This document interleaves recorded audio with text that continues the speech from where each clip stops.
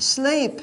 It's between those night hours that our bodies are recharged and revived. I was reading one research paper that said that regular late nights has a similar effect on the body to alcoholism and drug addiction because it's not allowing the body to revive and recharge every night. Sleep is one of the most vital elements needed for life, just like oxygen and water.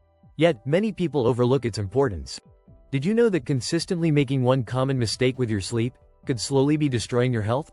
In this video, Barbara O'Neill, a world-renowned health expert, will explain the significance of proper sleep and reveal the dangerous mistake millions are making that could be harming their bodies in ways they don't even realize. Many people say they struggle with sleep, whether it's falling asleep, staying asleep, or waking up feeling tired despite spending hours in bed. The truth is, the mistake isn't always in the amount of sleep, but in its quality. Barbara O'Neill strongly emphasizes that poor sleep quality is one of the biggest silent threats to your health. And the most common mistake? Going to bed too late. The body operates on a natural rhythm, known as the circadian rhythm, which is closely tied to the rising and setting of the sun. Barbara explains that the hours of sleep before midnight are the most restorative because this is when your body enters the crucial stages of deep sleep, also called non-rapid eye movement sleep. In the 1950s, people were beginning to research sleep. And they first of all wired up rats to see how they sleep, and they found that rats did 90-minute cycles through the night. And some cycles, the eyes were moving rapidly. They're asleep, but the eyes are moving rapidly.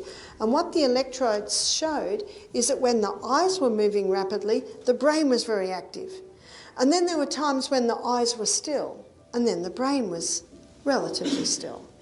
So they called the rapid time rapid eye movement and the slow time non-rapid eye movement. So let's go for the 9 to 5 and look at how these work together. So from 9 p.m.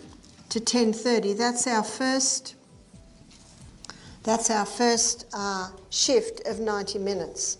So in that time, non-rapid eye movement, it takes up 80% of the activity, whereas rapid eye movement, it's fairly dormant at that time, only taking 20%. From 10:30 to 12 midnight, 60% non-rapid, 40% rapid. So the next shift is 12 midnight to 1:30. So in that time, it's about 50-50. 50 non-rapid eye movement, 50 rapid eye movement. So 1:30 to 3 a.m., 40% non-rapid and 60% rapid eye movement. And then the last 2 hours, that's 3 to 5, it's 20% non-rapid eye movement and 80% rapid eye movement. They did this on rats. And then, of course, they had a lot of people that volunteered, and so it was quite extensive, the research. And that all started in the 1950s, where they just started to see there were these cycles in the night. So what's happening if someone gets to bed at midnight? And are they getting everything if they go to bed at midnight and get up at 8 a.m.? Isn't that 8 hours? Yes, it is. But you're missing out on the pineal gland secretions. And when one goes to bed at midnight, can you see that the cleaning system isn't going to be fulfilled? Can you see that the courier service isn't going to be fulfilled? In fact, a person can wake up and they can still have some of yesterday's memories in their short-term memory unit. Matthew Walker was surprised at the results of the research he did and the research he looked at many other people. And he came to the conclusion, 8 hours. Now, some people have looked at this and felt very discouraged because they're not getting 8 hours. Well, the good news is you can start to plan towards 8 hours. And if you're only getting 5 hours of sleep a night, be very thankful. Be very thankful for those 5 hours, because if you're very thankful for that 5 hours, it relaxes your brain and your body, and you can start working towards getting a little bit more. You start working towards it. Deep sleep is when your body repairs tissues, strengthens the immune system, and restores energy. If you're going to bed after midnight regularly, you're depriving your body of this essential healing time. And just being outside, not actually looking at the sun, but just letting the sun touch your face, those rays go in and they reset your body clock. And Dr. Neil Nedley, he found that people who, he found about 80% of people who had depression, their circadian rhythm was out. And we can reset our circadian rhythm by being exposed to the first hour of light in a day. And how many people that get depressed, or who are depressed, go to bed late and get up late, and they miss that first hour of light in a day, and that resets that circadian rhythm. So sunshine in the day helps to reset the circadian rhythm. One key to resetting your circadian rhythm naturally is sunlight exposure. Dr. Neil Nedley, in his book Depression: A Way Out, explains that the first hour of sunlight each day is particularly powerful for resetting your circadian rhythm. There are some things that can stimulate the release of these, and there are some things that can inhibit. And we're going to look at Sustain Me, and I'm going to show you how the basic principles of Sustain Me, these laws of health, how they can influence sleep. Sunshine. How does sunshine affect the release of the pineal gland secretions at night? Well, it's light and dark signals that are fed through the optic nerve that communicate with the pineal gland that help to balance your circadian rhythm. This is why Barbara O'Neill recommends spending time outside in the early morning.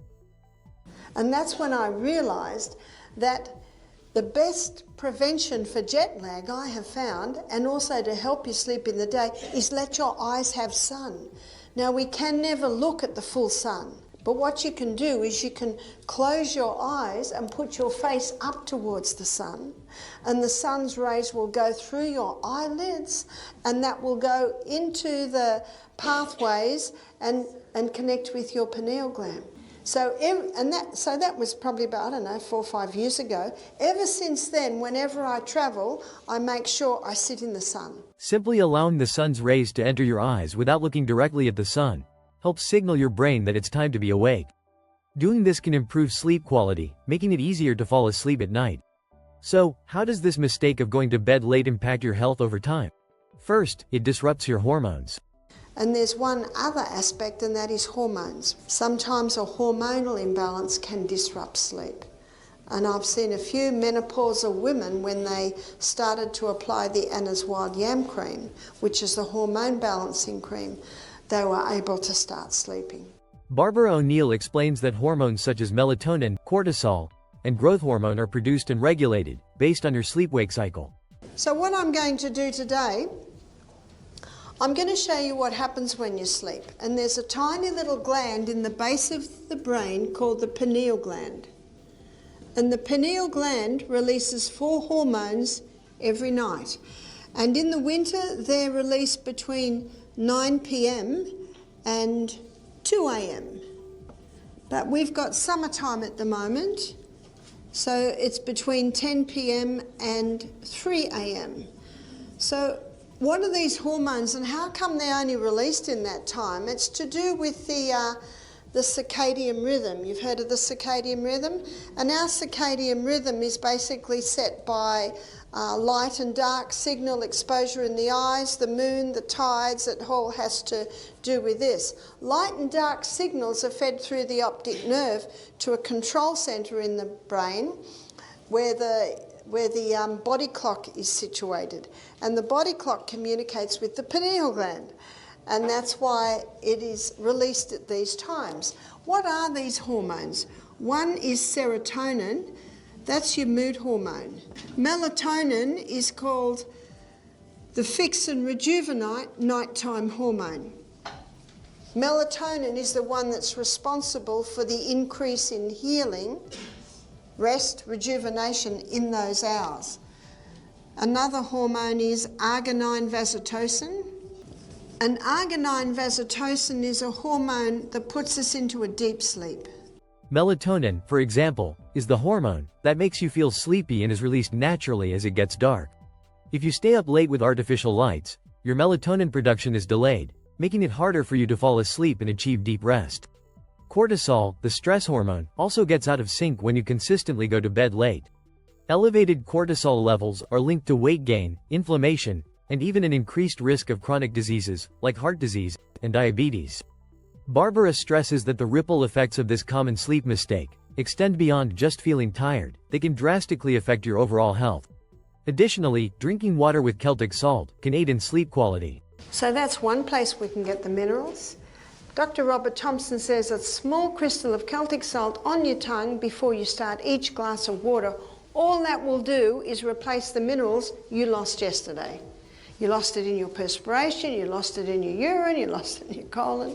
And those minerals need to be replaced. Is how often do you use the salt, especially if you're using a little bit every time?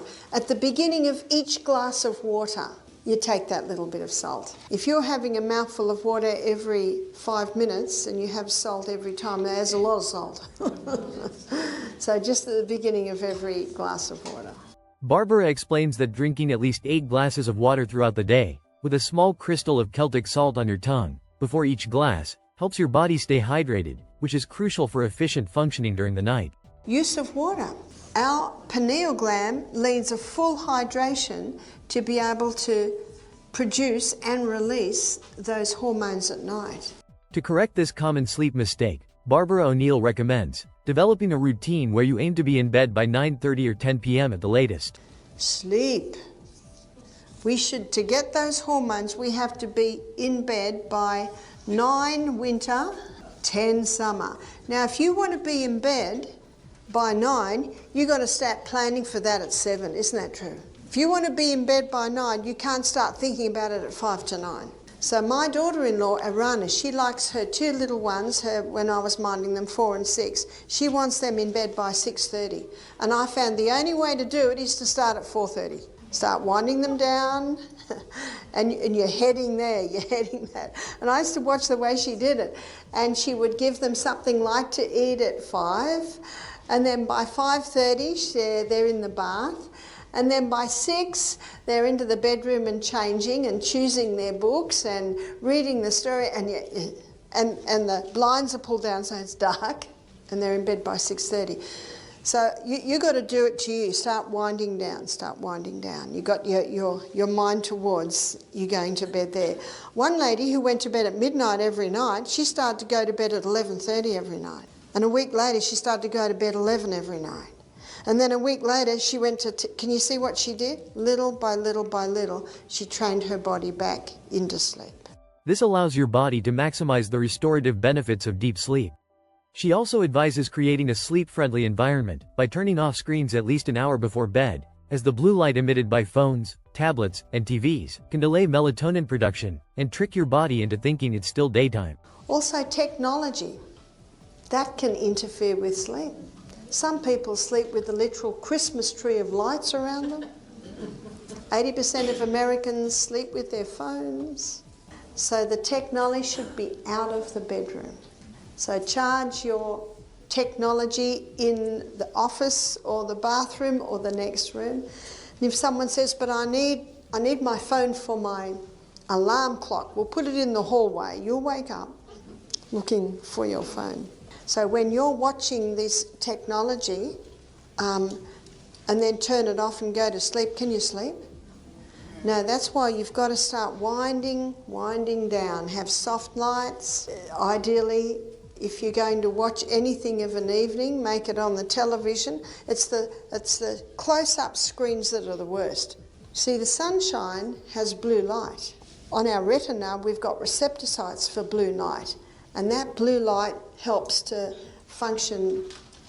our brain function, also helps with, of course, the resetting the body clock. And devices have blue light, but it's not the same frequency as the sunlight. But it's similar enough so that if you look at your phone in the middle of the night, that blue light gives a message to the brain that says, wake up, daytime.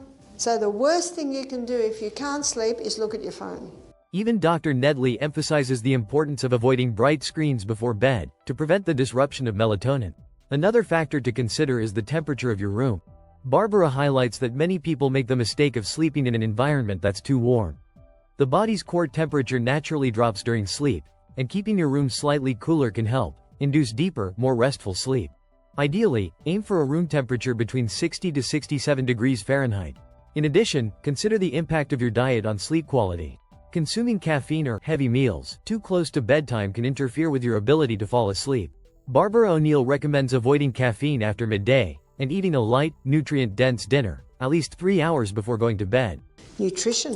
When we have our largest meal at the end of the day, it's not easy to sleep. Because when we lay down to sleep, our stomach wants to sleep too. Some people say, well, I can't sleep if my body's ravenous hungry. So what you've got to do is if you're a little bit hungry at 6 o'clock, you're going to be ravenous at 9. So if you're got a little bit of hunger at 6 o'clock, have a bowl of soup, have a protein drink, have a banana or an avocado, just eat something light. And that will prevent that ravenous hunger in the middle of the night. But if you're really hungry, just remember when you're asleep, you don't know what you are. Abstain. There are some things that will block the release of those hormones. One is caffeine. Caffeine actually stops the release of those hormones for 5 hours. One lady said, does that mean I can drink the coffee in the morning? Well, you're still disrupting your neurotransmitters. Having alcohol at night, it drops the production of those hormones by 41%. And so those stimulants that get you going in the morning, they're actually depriving you of sleep at night, making it even harder to get up and go in the morning. Also, avoiding refined sugars and alcohol can help promote deeper, uninterrupted sleep. Finally, Barbara reminds us that trust in divine power and a peaceful mind are essential for good sleep. What stops sleep is getting annoyed with the fact that you can't sleep. Everyone knows that. So the tendency is to go, this is ridiculous, I've got to sleep, I've got a huge day. Does that put you to sleep? No, that'll never put you to sleep. So the best thing to do if you can't sleep in the night is to lie there and thank God that you can't sleep. Thank you, Father, that I can't sleep. Now I can talk to you. In 1 Thessalonians 5:18, the Bible says, in everything give thanks. For this is the will of God in Christ Jesus concerning you. Anxiety, stress, and negative emotions can prevent you from relaxing enough to fall asleep. Practicing gratitude by listing all the things you're thankful for before bed can help quiet your mind. So, the next time you find yourself staying up late or struggling with poor sleep, remember Barbara O'Neill's advice. Your health depends on proper sleep, and the hours before midnight are priceless for your body's restoration and healing. Avoid this common sleep mistake and prioritize getting to bed early. Your body and your long-term health will thank you for it. Did you learn something valuable today from Barbara O'Neill? Let us know in the comments below, and don't forget to like and subscribe to our channel for more health tips. As always, stay informed, stay healthy.